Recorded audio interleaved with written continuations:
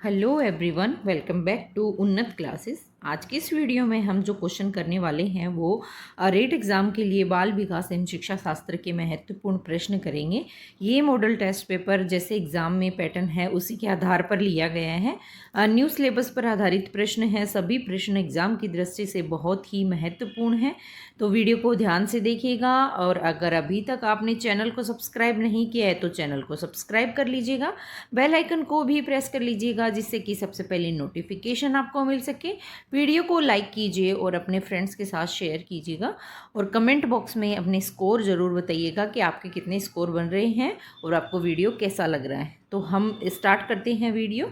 पहले भी देखिए, जो मॉडल टेस्ट पेपर है एसएसटी का, इसका बाल विकास शिक्षा शास्त्र का, हिंदी का, संस्कृत का model test paper already channel पे अपलोड है। अगर आपने वो नहीं देखे हैं तो उनका लिंक भी डिस्क्रिप्शन बॉक्स में दिया गया है, आप उनको जाके ज़रूर देखिएगा। तो आज हम बाल विकास के प्रश्न करते हैं। वो देखिए, पहला प्रश्न है, निम्नलिखित में से असत्य कथन का हमें चयन करना है। तो सबसे पहले तो आप जब क्वेश्चन रीड करते हैं तो सत्य असत्य क्या पूछा गया है उसको ध्यान से देखिएगा। कई बार आते हुए भी हम मतलब क्वेश्चन गलत पढ़ लेते हैं तो राइट आंसर की जगह गलत करके आते हैं, और इस बार रीड में नेगेटिव मार्किंग है तो आपको क्वेश्चन को ध्यान से पढ़ना है। असत्य पूछा है, मापन एक परिमाणात्मक प्रक्रिया है जबकि मूल्यांकन की प्रक्रिया गुणात्मक है। तो देखिए, ये एकदम सही है। मापन जो होता है वो परिमाणात्मक होता है और मूल्यांकन होता है वो गुणात्मक होता है। नेक्स्ट है, मापन का क्षेत्र सीमित होता है जबकि मूल्यांकन का क्षेत्र व्यापक होता है। तो बिल्कुल ये भी एकदम सही है। मापन का जो क्षेत्र है वो सीमित है परंतु मूल्यांकन का क्षेत्र बहुत ही व्यापक होता है। अगला है, मापन साध्य है जबकि मूल्यांकन साधन। तो देखिए, ये गलत हो जाएगा। मापन साध्य नहीं, मापन एक साधन है, जबकि मूल्यांकन क्या है, एक साध्य है। तो ये उल्टा हो जाएगा। तो इसका क्वेश्चन का राइट आंसर असत्य पूछा था तो ये होगा। मापन का प्रयोग एक निश्चित समयानुसार किया जाता है जबकि मूल्यांकन अनवरत चलने वाली प्रक्रिया है। बिल्कुल ये एकदम सही है। तो देखिए, मापन और मूल्यांकन का आपको समझ में आ गया होगा। अगर इसका क्वेश्चन आप कहीं से भी आएगा तो आप उसका राइट आंसर कर सकते हैं। दोनों में डिफरेंस आपको पता होना चाहिए कि मूल्यांकन जो क्षेत्र होता है, मूल्यांकन का क्षेत्र बहुत ही व्यापक होता है और जो मापन है उसका क्षेत्र सीमित होता है। मूल्यांकन अनवरत चलने वाली प्रक्रिया है परंतु मापन जो है एक निश्चित समय के अनुसार ही चलता है। तो आप इसका राइट आंसर सी होगा। अगला प्रश्न देखते हैं। एक भाषा अध्यापक कक्षा में कविता का विवरण समझाकर कविता पढ़ रहा है और छात्रों को स्पष्टीकरण से निष्कर्ष निकालने के लिए कह रहा है। ये किसका उदाहरण है? तो देखिए, ये जो उदाहरण है वो किसका है? आगमनात्मक जो परीक्षण है उसका उदाहरण है कि अध्यापक जो है वो कविता पढ़ रहा है और छात्रों को स्पष्टीकरण, यानी जो छात्रों को स्पष्टीकरण कर रहा है उससे निष्कर्ष तक पहुंचने के लिए कह रहा है, निष्कर्ष निकालने के लिए कह रहा है। तो ये आगमनात्मक तर्क होता है। इसके अंदर क्या होता है कि उदाहरणों का प्रयोग करके सिद्धांत तक पहुंचा जाता है। इसमें स्पष्टीकरण से निष्कर्ष की ओर बढ़ा जाता है। तो इसका राइट आंसर ये आगमनात्मक तर्क या आगमनात्मक परीक्षण इसको कह सकते हैं। अगला क्वेश्चन है, वह प्रक्रिया जिसमें यह आकलन किया जाता है कि शिक्षण अधिगम प्रक्रिया के बाद बालकों के अधिगम में कितना परिवर्तन हुआ है, ये क्या कहलाता है? तो देखिए, ये बहुत ही महत्वपूर्ण प्रश्न है। इसमें आकलन के द्वारा ये पता किया जाता है कि शिक्षण अधिगम प्रक्रिया के बाद में बच्चे जो है उसके अधिगम में कितना परिवर्तन हुआ है, ये कौन से मेथड के तहत होता है, इसमें कौन सी प्रक्रिया से ये होता है। तो देखिए, ये होता है अधिगम का आकलन होता है ना, उसमें ये होता है कि शिक्षण अधिगम प्रक्रिया के बाद में में जो अधिगम, बच्चे का अधिगम है उसमें कितना परिवर्तन आया है, वो अधिगम का आकलन होता है। अधिगम के रूप में आकलन अगर देखें तो इसके अंतर्गत ये होता है, एक तरीके से देखें तो निदानात्मक परीक्षण होता है। इसमें सह अधिगम पर अधिक बल दिया जाता है। तो ये इसमें अलग है ये कि निदानात्मक परीक्षण के रूप में ये कार्य करता है। वहीं अधिगम के लिए आकलन अगर हम देखें तो अधिगम के लिए आकलन में इसमें ये प्रयास किया जाता है जानने का कि जो शिक्षण अधिगम प्रक्रिया है इसके दौरान बच्चे में अधिगम करने की क्षमता कितनी है, ये पता किया जाता है। तो ये अधिगम के लिए आकलन है कि बच्चे में इसमें सीखने की कितनी कैपेसिटी है, वो कितना इसको सीख सकता है। तो ये अधिगम के लिए आकलन है। तो ये तीनों ही डिफरेंट है, आपको इनका ध्यान में रखना है। नेक्स्ट क्वेश्चन हम देखते हैं, शिक्षा के क्षेत्र में क्रियात्मक अनुसंधान शब्द का प्रयोग सर्वप्रथम किसके द्वारा किया गया था? देखिए, शिक्षा के क्षेत्र में क्रियात्मक अनुसंधान शब्द का प्रयोग अगर पहली बार देखें तो ये किया गया था बंकिंघम के द्वारा। बंकिंघम ने अपनी पुस्तक, उनकी बुक थी कौन सी, रिसर्च फॉर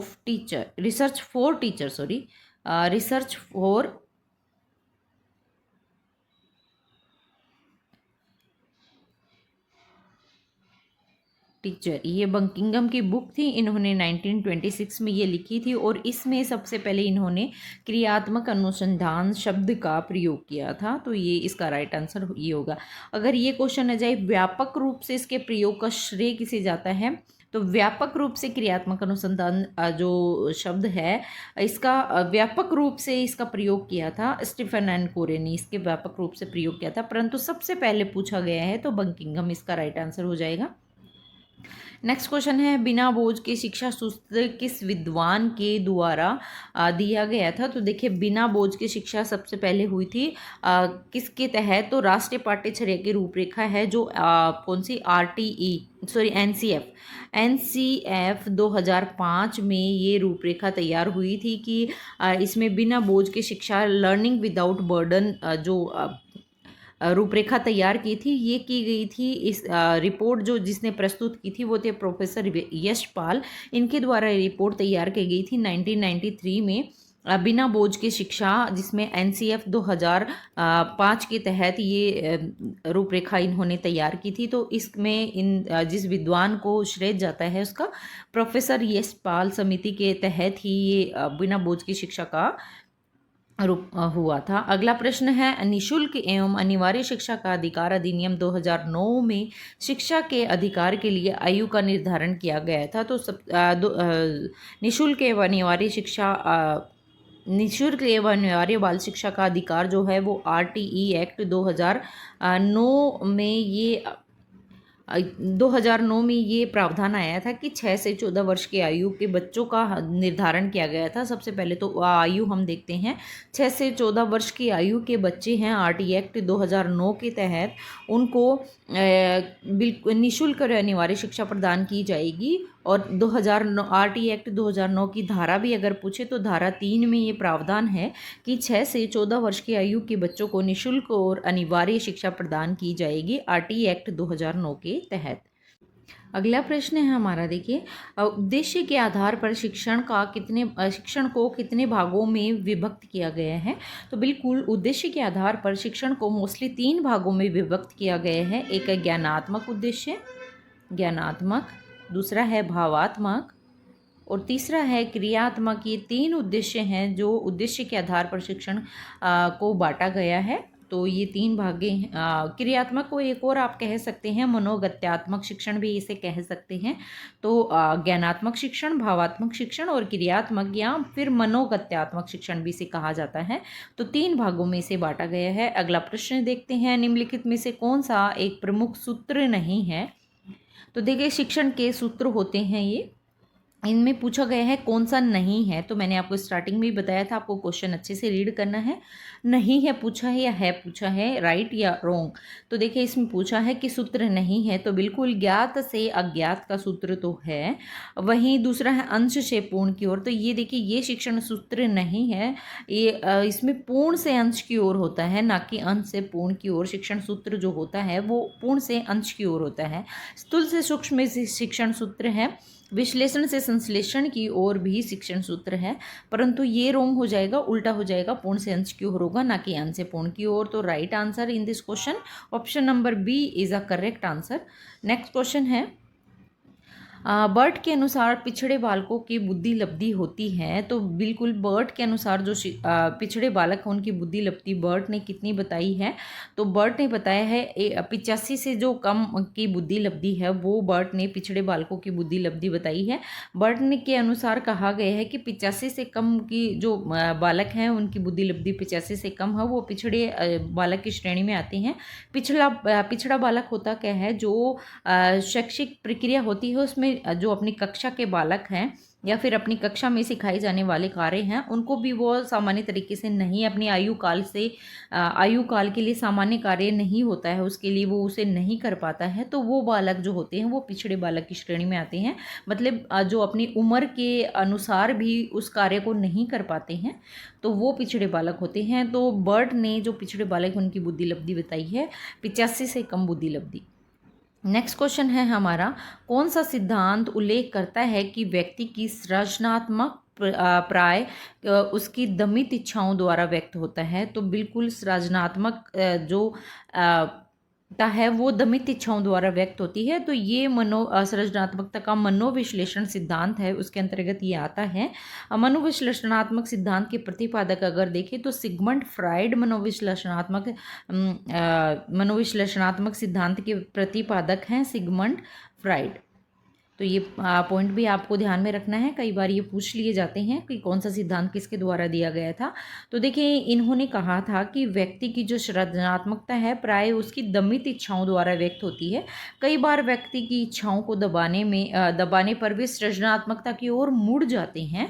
तो ये जो बताया गया था सिगमंड फ्राइड के मनोविश्लेषणात्मक सिद्धांत पर इन्होंने ये बताया था कि जो व्यक्ति है कई बार उसकी इच्छा को दबाने के लिए वो सृजनात्मकता की ओर चला जाता है। अगला प्रश्न देखते हैं, एनसीएफ 2005 राष्ट्रीय पचर्या की रूपरेखा 2005 के आधारभूत सिद्धांतों को सम्मिलित नहीं है, इसमें पूछा है तो नहीं है, देख लेते हैं। पढ़ाई को रटंतु प्रणाली से मुक्त करना, बिल्कुल ये एनसीएफ 2005 जो है उसके मार्गदर्शक हैं कि पढ़ाई को क्या करना है, रटन प्रणाली से मुक्त करना है, ज्ञान को स्कूल के बाहरी जीवन से जोड़ना है। तो बिल्कुल ये भी एनसीएफ 2005 का मार्गदर्शक है।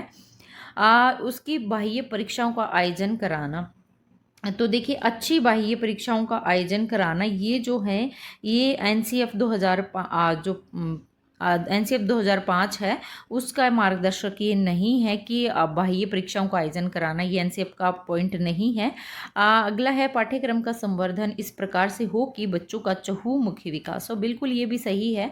तो इसका राइट आंसर अगर हम देखें तो ऑप्शन नंबर सी होगा। सी जो ऑप्शन है अच्छी बाह्य परीक्षाओं का आयोजन करना, ये एनसीएफ का मार्गदर्शन नहीं है, बाकी 3 एनसीएफ का मार्गदर्शन है। अगला प्रश्न हम देखते हैं, निर्मितवाद अधिगम के संदर्भ में कौन सा कथन सत्य नहीं है पूछा है। तो देखिए इसमें भी नहीं है पूछा है। पहला दिया गया है व्यक्ति अपने पूर्व अनुभवों के आधार पर स्वयं करके सीखता है। तो देखिए व्यक्ति बिल्कुल अपने अनुभवों के आधार पर स्वयं पहले करके सीखता है, ये एकदम सही है। यह है एक व्यक्तिगत एवं सामाजिक दोनों प्रकार की प्रक्रिया है, बिल्कुल निर्मितवाद एक व्यक्तिगत और सामाजिक दोनों प्रकार की प्रक्रिया है। अगला दिया गया है निर्मितवाद में क्रिया एवं चिंतन अलग अलग चलते हैं। तो बिल्कुल ये अगर हम देखें तो इसमें चिंतन और प्रक्रिया अलग अलग ना चल कर के साथ में चलते हैं। तो ये राइट आंसर इसका हो जाएगा कि इसमें रोंग पूछा है ना, तो बिल्कुल ये गलत उत्तर हो जाएगा कि जो चिंतन है और निर्मितवाद में जो क्रिया है और चिंतन वो दोनों अलग अलग चलते हैं, अलग अलग ना चल करके साथ साथ में चलते हैं। तो ये इसका राइट आंसर होगा। यह ज्ञान की क्रमबद्धता एवं उसके पुनर्गठन पर बल देता है, तो ये सही होगा। परंतु इस क्वेश्चन का राइट आंसर क्या होगा, ऑप्शन नंबर सी। अगला प्रश्न हम देखते हैं, सुपर ईगो या परा अहम का संबंध है। तो देखिए सुपर ईगो या परा अहम का संबंध अगर हम देखें तो ये नैतिकता से जुड़ा हुआ होता है। सुपर ईगो जो होता है वो व्यक्तित्व का तीसरा भाग होता है, व्यक्तित्व के तीसरे भाग के अंतर्गत आता है सुपर ईगो, जो वास्तविकता के स्थान पर किसको, आदर्श को अभिव्यक्त करता है। इसका जो संबंध होता है वो किससे होता है, नैतिकता से होता है। इसका उद्देश्य अगर हम देखें तो ये जीवन में पूर्णता प्राप्त करना इसका मुख्य उद्देश्य होता है। सुपर ईगो का विकास जो होता है समाज के नैतिक मूल्यों के अनुसार होता है और ये पूर्ण चेतन होता है। तो सुपर ईगो का संबंध किससे होगा, नैतिकता से ये जुड़ा हुआ होता है। अगला प्रश्न देखते हैं, विकास से की ओर बढ़ता है। तो इसमें बीच में है विकास किससे की ओर बढ़ता है। तो विकास अगर देखें तो सामान्य से विशिष्ट की ओर बढ़ता है विकास। पहले सामान्य का विकास होगा और फिर उसके बाद विशिष्टता की ओर बढ़ेगा। इस सिद्धांत का प्रतिपादन किसने किया था, तो हरलोक के द्वारा इस सिद्धांत का प्रतिपादन किया गया था। विकास के जो सामान्य से विशिष्ट की ओर सिद्धांत का प्रतिपादन अगर पूछे तो हरलोक के द्वारा किया गया था। इसमें बालक का जो विकास है वो सभी क्षेत्रों में विशिष्ट अनुक्रियाओं से पहले किसका होता है, सामान्य क्रियाओं का होता है। जन्म के समय अगर हम देखें किसी बच्चे को, तो वो वस्तु को पकड़ने के लिए पहले बालक शरीर के सभी अंगों का प्रयोग करता है, जैसे कि हाथ, पाँव सब मारता है। लेकिन धीरे धीरे जब वो बड़ा होता है तो वो उन क्रियाओं को एक विशेष अंग के रूप में करने लग जाता है। जैसे पहले गिलास पूरे हाथ से पकड़ता है, फिर धीरे धीरे वो अंगुलियों से पकड़ना सीख लेता है। तो इसी तरीके से जो विकास होता है, हर लोग ने बताया था, वो सामान्य से विशिष्ट की ओर होता है। तो right answer option number D हो जाएगा। अगला प्रश्न देखते हैं, स्किनर ने शिक्षा मनोविज्ञान का संबंध किससे माना है। तो देखिए, स्किनर ने जो है शिक्षा मनोविज्ञान का संबंध माना है किससे, शिक्षण एवं सीखने से शिक्षा मनोविज्ञान का जो माना है किसने, स्किनर ने कहा है शिक्षा मनोविज्ञान की वो शाखा है जो शिक्षण व सीखने से संबंधित है। तो बिल्कुल ये स्किनर की परिभाषा में दिया गया है, तो आपको परिभाषाएं याद रखनी है। शिक्षा मनोविज्ञान की वह शाखा है जो शिक्षण को व सीखने से संबंधित होती है। तो स्किनर ने बताया है। अगला प्रश्न देखते हैं, बाल्यावस्थाओं का जीवन का अनोखा काल किसने कहा है। तो बिल्कुल बाल्यावस्था को जीवन का अनोखा काल बताने वाले कौन हैं, वो हैं कोल और ब्रुश, जिन्होंने बाल्यावस्थाओं को जीवन का अनोखा काल कहा है। उन्होंने बाल्यावस्था जो है वो उसमें समझने पर जो बच्चा है वो जीवन का अनोखा काल होता है। इसमें बच्चा अच्छे से अपने आप को मतलब खेलता कूदता है, बाल्यावस्था को समझने में वो मतलब प्रयास करता है और चीज़ों को समझ के करता है, इंजॉय करता है। अनोखा काल है, स्वर्ण काल है, मतलब जो जैसा उसको चाहिए वो उसे मिलता है। तो कोल और ब्रुश ने जो है वो बाल्यावस्था को जीवन का अनोखा काल कहा है। अपन भी तो कहते हैं ना, बचपन सबसे अच्छा होता है, तो वही है, ये जीवन का अनोखा काल होता है। नेक्स्ट क्वेश्चन है, ब्रेनर के पारिस्थितिकी सिद्धांत के अनुसार माता पिता का कार्य स्थल सम्मिलित है। तो जो ब्रेनर के अनुसार है, पारिस्थितिकी सिद्धांत के अनुसार माता पिता का कार्यस्थल क्या कौन सा क्षेत्र होगा। तो माता पिता का कार्यस्थल जो होता है वो बाह्य मंडल में होता है। इन्होंने इसे क्या बोलता है, एक्सोसिस्टम बताया है। एक्सोसिस्टम जो बताया है ब्रेनर ने इसे एक्सोसिस्टम या बाह्य मंडल का सिद्धांत पर आधारित इन्होंने बताया। माता पिता का कार्यस्थल ये होता है। ये पारिस्थितिकी सिद्धांत का अगर देखें तो ये तीसरा मंडल होता है। इस स्तर में क्या होता है, बालक जो है वो स्वयं शामिल नहीं होता है, इसमें शामिल होता है परिवार से बाहर का मंडल ये होता है। इसमें औपचारिक संस्थाओं के लोग शामिल होते हैं, जैसे माता पिता का कार्यस्थल शामिल हो गया, स्वास्थ्य केंद्र हो शामिल हो गया, धार्मिक संस्थान जो हैं वो शामिल हो गए। तो इसमें जो जैसे माता पिता का कार्यस्थल पूछा है तो वो बाह्य मंडल के अंतर्गत आएंगे। इसमें खुद बच्चा शामिल नहीं होता, पर माता पिता का कार्यस्थल शामिल होता है। इसमें माता पिता दोनों के कार्यरत होने की दशा में ऐसे औपचारिक संगठन बालक के सामाजिक और सांवेगिक विकास को अधिक प्रभावित करते हैं। तो इसमें शामिल कौन सा होगा, बाह्य मंडल में शामिल होगा। नेक्स्ट क्वेश्चन है, डिस्ग्राफिया संदर्भित करता है। डिस्ग्राफिया किसको संदर्भित करता है। तो डिस्ग्राफिया जो होता है वो लेखन संबंधी विकार होता है, लेखन संबंधी विकृति होती है। इसमें बालक लिखने में जो है वो त्रुटियां करता है। इसमें बालक अक्षरों को अनुपयुक्त बनावट के साथ अपूर्ण शब्द लिखता है। बालक को मिश्रित शब्द लिखने में बहुत ज़्यादा उसे कठिनाई महसूस होती है। तो लेखन संबंधी जो विकृति है, लेखन संबंधी विकार है, उसे क्या कहेंगे, डिस्क। अगला प्रश्न है, कुसमायोजित बच्चे वो हैं जो जिनमें क्या मतलब कुसमायोजित बालक होते क्या हैं। तो उनके बारे में हमें पता करना है। अधिकतर अनुचित ढंग से दृढ़ात्मक स्थिति का सामना करते हैं। बिल्कुल ये कुसमायोजित बालक का ही उदाहरण है। वो अनुचित ढंग से रहते हैं, उसमें वो इन जो द्वंद्वात्मक स्थिति है उसका सामना करते हैं। वो द्वंद्व को दूर करने में असमर्थ होते हैं। समाज विरोधी गतिविधियों में सहभागिता करते हैं।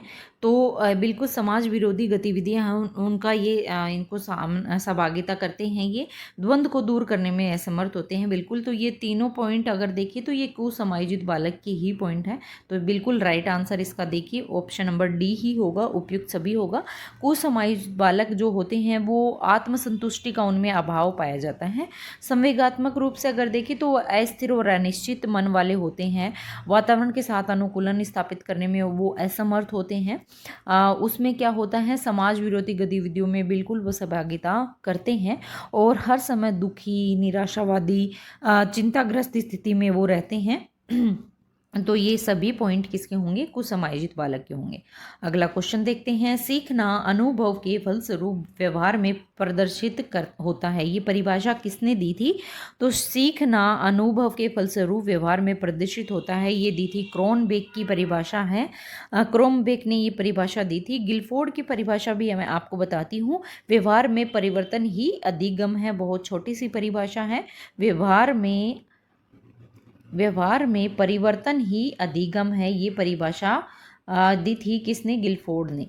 तो ये पॉइंट भी आपको ध्यान में रखना है। अगर मैं आपको इनकी गेट्स की बताऊं तो गेट्स की परिभाषा भी बहुत ही प्रचलित है कि अनुभव और प्रशिक्षण के द्वारा व्यवहार में परिवर्तन जो होता है वही तो अधिगम है। तो गेट्स की परिभाषा भी काफ़ी बार एग्जाम में पूछी जाती है। वुडवर्थ ने जो परिभाषा दी थी, नवीन ज्ञान एवं प्रतिक्रियाओं को अर्जित करने की जो प्रक्रिया है ना, वो अधिगम है।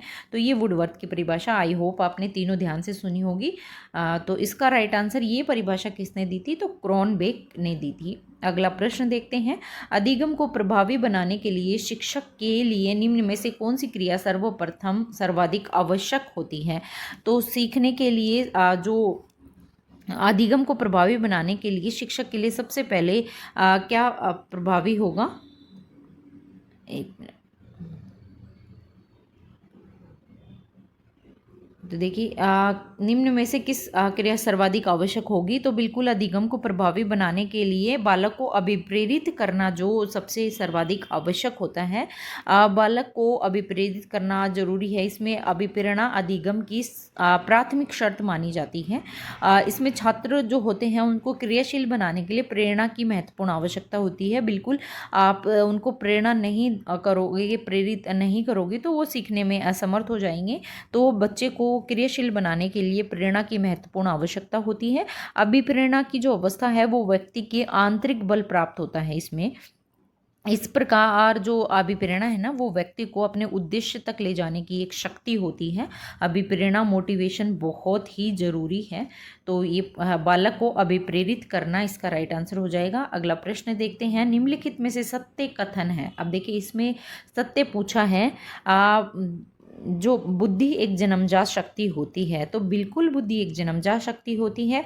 बुद्धि से व्यक्ति चिंतन मनन करता है, तो ये भी सही है। बुद्धि एक अमूर्त योग्यता है, एकदम सही। तो right answer in this question is option number D, बुद्धि जन्मजात शक्ति होती है। बुद्धि में व्यक्ति चिंतन मनन करता है। बुद्धि अमूर्त योग्यता है। बुद्धि एक बहुआयामी योग्यता है। बुद्धि परिवर्तनशील है। बुद्धि ज्ञान एवं ज्ञान में क्या होता है? अंतर होता है। तो ये बुद्धि की महत्वपूर्ण जो पॉइंट है वो मैंने आपको बता दिए हैं। नेक्स्ट क्वेश्चन है, स्टैनफोर्ड बिने स्केल उपयोगी है।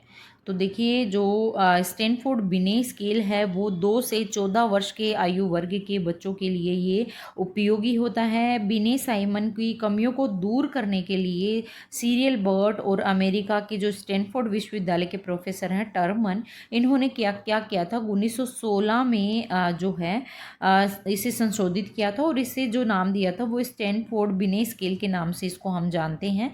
तो ये जो देखें हम, तो ये बिने साइमन स्टैनफोर्ड बिने स्केल है, वो बिने साइमन की जो कमियां थी उनको दूर करने के लिए इसको प्रयोग में किया गया था और ये 2 से 14 वर्ष के आयु के बच्चों के लिए ये उपयोगी है।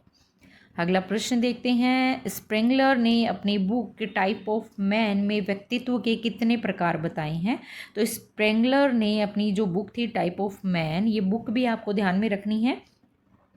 इनमें इन्होंने मोस्टली 6 प्रकार इसके बताए थे व्यक्तित्व के। कौन कौन से बताए थे? ध्यान से सुनिएगा। सैद्धांतिक पक्ष बताया था, सैद्धांतिक व्यक्तित्व, आर्थिक बताया था, सामाजिक, राजनीतिक, सौंदर्यवादी और धार्मिक। ये 6 प्रकार इन्होंने व्यक्तित्व के बताए थे अपनी बुक में टाइप ऑफ मैन में। नेक्स्ट क्वेश्चन है, व्यक्तित्व के पंचकारक मॉडल में सम्मिलित नहीं है। तो व्यक्तित्व के पंचकारक मॉडल में कौन सा शामिल नहीं है? तो व्यक्तित्व के पंचकारक मॉडल में मैं आपको बता देती हूँ, मोस्टली 5 कारक मॉडल होते हैं। ये इसमें कौन कौन से होते हैं? एक बहिर्मुखता होती है, सहमति जन्यता होती है, स्नायु विकृति होती है, कर्तव्यनिष्ठता होती है, अनुभूतियों का खुलापन होता है। तो कौन सा इसमें नहीं है? तो बिल्कुल इसमें कौन सा नहीं होगा, अंतर्मुखता जो है वो इसका राइट आंसर हो जाएगा। ये जो रॉबर्ट पंचकारक मॉडल है, ये किसने दिया था? पॉल कोस्टा और रॉबर्ट मैक्रे ने बताए थे। व्यक्तित्व के निर्माण के क्षेत्र में इनका परीक्षण करने के लिए इन्होंने पंचकारक मॉडल सिद्धांत का प्रतिपादन किया था, और उसमें जो अंतर्मुखता है वो इसमें शामिल नहीं है। बहिर्मुखता है, स्नायु विकृति है, कर्तव्य निश्चितता है, अनुभूतियों का खुलापन है, तो ये इसके अंतर्गत आती हैं। अगला प्रश्न देखते हैं। अभिप्रेरणा के संदर्भ में असत्य कथन का हमें चयन करना है। अभिप्रेरणा के संबंध में अभिप्रेरणा प्रक्रिया है न कि परिणाम। तो बिल्कुल ये जो पहला ही पॉइंट अगर देखें तो ये गलत हो जाएगा। अभिप्रेरणा जो है वो प्रक्रिया और परिणाम दोनों होती हैं, तो अब ये गलत उत्तर हो जाएगा। अभिप्रेरणा में व्यवहार लक्ष्य निर्धारित होते हैं, बिल्कुल ये सही है। अभिप्रेरणा साधन न होकर साधन होती है, ये भी सही है। यह एक मनोव्यवहारिक क्रिया है, तो ये भी सही है। तो इस क्वेश्चन का अगर राइट आंसर देखें तो ये होगा, अभिप्रेरणा प्रक्रिया और परिणाम दोनों होते हैं। अभिप्रेरणा के द्वारा क्या होता है? तो अभिप्रेरणा के द्वारा, अभिप्रेरणा वैसे मोस्टली देखें तो एक आंतरिक शक्ति होती है जो कार्य करने के लिए व्यक्ति को प्रेरित करती है। जैसे आपको रीड क्लियर करना है, आपको आंतरिक प्रेरणा प्रेरित करेगी, हम पढ़ेंगे तभी तो हम पास होंगे, तो इसके लिए आपको मोटिवेशन मिलता है कि मुझे एग्ज़ाम फाइट करना है और इसके लिए मुझे पढ़ना है, तो आप अपनी इच्छा से पढ़ेंगे, ज़ोर ज़बरदस्ती आपको कोई नहीं पढ़ा सकता। तो अभिप्रेरणा जो होती है वो आंतरिक शक्ति होती है। इसमें क्या होता है, व्यक्ति किसी कार्य को करने के लिए उत्सुक होकर उस कार्य को करता है और निरंतरता उसमें बनाए रखता है, तो ऑब्वियसली वो उसमें सफलता प्राप्त करता है। इसका संबंध जो होता है वो किससे? क्रियाशीलता से होता है। अगला प्रश्न देखते हैं। निम्न में से सूचना प्रक्रिया सिद्धांत के समर्थक कौन है? तो देखिए, सूचना प्रक्रिया सिद्धांत के समर्थक अगर देखें तो इसके अंतर्गत जो है मिलर भी आते हैं, स्टिकिंस भी आते हैं और शिफ्रिन भी आते हैं। तो ये सभी जो हैं वो सूचना प्रक्रिया सिद्धांत के प्रतिपादन के अंतर्गत आते हैं। इन्होंने जो सूचना संबंधी प्रक्रिया सिद्धांत में इन्होंने महत्वपूर्ण भूमिका निभाई थी। ये मोस्टली अगर देखें तो अधिगम का आधुनिक सिद्धांत है। अगला प्रश्न देखते हैं। व्रदिमर के अनुसार कौन सा एक प्रत्यक्षीकरण का नियम नहीं है? तो व्रदिमर ने देखिए 5 नियम बताए थे प्रत्यक्षीकरण के। समग्रता का नियम बताया था, समानता का नियम बताया था, समीपता का नियम बताया था। इसमें देखिए यही गलत हो जाएगी, इसकी जगह उन्होंने क्या बताया था? समानता का नियम बताया था। समग्रता का, समानता का, समीपता का और समापन का नियम और एक निरंतरता का नियम। तो right answer in this question is option number C is the right answer. अगला प्रश्न है। निम्नलिखित में से कौन सी एक किशोरावस्था की विशेषता नहीं है? तो किशोरावस्था तीव्र शारीरिक परिवर्तन इसमें होते हैं, ये बिल्कुल किशोरावस्था की विशेषता है। व्यक्तिगत एवं घनिष्ठ मित्रता इसमें होती है, किशोरावस्था में सबसे घनिष्ठ मित्रता होती है। इसमें स्थिरता और समायोजन, तो ये गलत उत्तर हो जाएगा। इसमें समायोजन नहीं हो पाता है किशोरावस्था में। विद्रोह की भावना बिल्कुल होती है, तो ये भी सही है। तो इसमें नहीं है पूछा है, तो राइट आंसर इसका ये होगा, स्थिरता और समायोजन। स्थिरता और एवं समायोजन का भाव इसमें होता है, तो इसका राइट आंसर कौन सा होगा? स्थिरता और समायोजन जो है ये इसका राइट आंसर हो जाएगा। अगला प्रश्न हम देखते हैं। देखिए, किशोरावस्था में बहुत सी परिवर्तन होते हैं। सबसे ज़्यादा अगर परिवर्तन देखिए तो किशोरावस्था, इसीलिए इसे तनाव और तूफान की अवस्था कहा गया है। इसमें क्या होता है? विषमलिंगी आकर्षण होता है। इसमें बुद्धि का अधिकतम विकास अगर देखें तो वो किशोरावस्था में होता है। जीवन दर्शन का निर्माण होता है। इसमें वीर पूजा की प्रवृत्ति की भावना होती है। कल्पना का बाहुल्य होता है। अस्पष्ट व्यक्ति की स्थिति होती है। बहुत से परिवर्तन होते हैं। अगला प्रश्न है। एरिक्सन ने मनोसामाजिक विकास की पहली अवस्था क्या बताई है? तो देखिए, एरिक्सन ने मनोविकास विकास है, मनोसामाजिक विकास सिद्धांत है, इसमें इन्होंने मोस्टली अगर देखें तो एरिक्सन ने 8 जो मनोसामाजिक की 8 अवस्थाएं इन्होंने बताई हैं।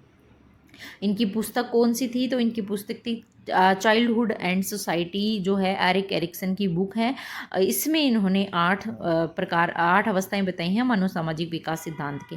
तो अगर हम देखें एरिक्सन ने मनोसामाजिक विकास की पहली अवस्था कौन सी बताई है, तो विश्वास बनाम अविश्वास जो है वो इन्होंने पहली अवस्था बताई है, विश्वास बनाम अविश्वास। इसमें 8 अवस्थाएं उन्होंने कौन सी बताई हैं, विश्वास बनाम अविश्वास बताई है, सबसे पहली अवस्था है।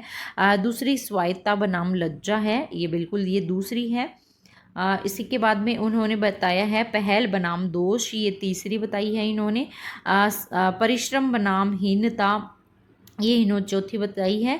पहचान बनाम भ्रांति, ये पांचवी। घनिष्ठता बनाम अलगाव, ये छठी है।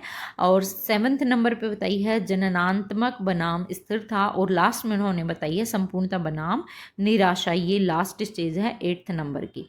तो ये देखिए पहली इन्होंने बताई है विश्वास बनाम अविश्वास, जो 8 अवस्थाएं इन्होंने बताई है मानव सामाजिक विकास सिद्धांत की।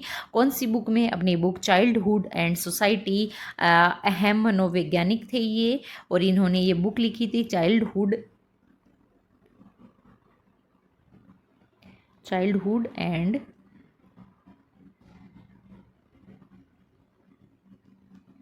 सोसाइटी में। तो ये चाइल्डहुड एंड सोसाइटी में इन्होंने 8 सामाजिक विकास सिद्धांत की अवस्थाएं बताई हैं। पहली अवस्था ये थी विकास बनाम अविश्वास। तो ये थे हमारे आज के महत्वपूर्ण प्रश्न किसके, बाल विकास एवं शिक्षा शास्त्र के। रीट एग्जाम के लिए, चाहे आप रीट लेवल 1 की तैयारी कर रहे हैं, चाहे लेवल 2 की, दोनों के लिए ही ये बहुत ही महत्वपूर्ण है। आई होप आपने वीडियो ध्यान से देखा होगा, और अगर अभी तक चैनल को सब्सक्राइब नहीं किया है तो चैनल को सब्सक्राइब कर लीजिएगा, बेल आइकन को भी प्रेस कर लीजिएगा, जिससे कि सबसे पहले नोटिफिकेशन आपको मिल सके। वीडियो को लाइक करना है और अपने फ्रेंड्स के साथ शेयर जरूर करना है। तो फिर मिलते हैं हम नेक्स्ट वीडियो में। जय हिंद, जय भारत।